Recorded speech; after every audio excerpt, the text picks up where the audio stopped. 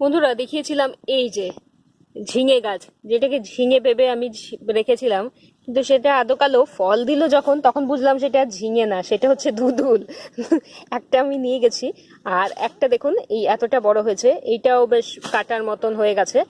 আর আরেকটা এখানে আছে, প্যাকেটে বেঁধে রেখেছি। আগেই জানালাম প্যাকেটে না বেঁধে রাখলে তাহলে কি বলুন তো, জিনিসগুলো এত বৃষ্টি হচ্ছে পচে যাবে, আর না হলেও পোকায় খেয়ে নেবে। এই দুটো, এদিকে দুটো, ওখানে একটা আছে, তিনটে, আর এদিকেও দেখুন আরো হয়েছে।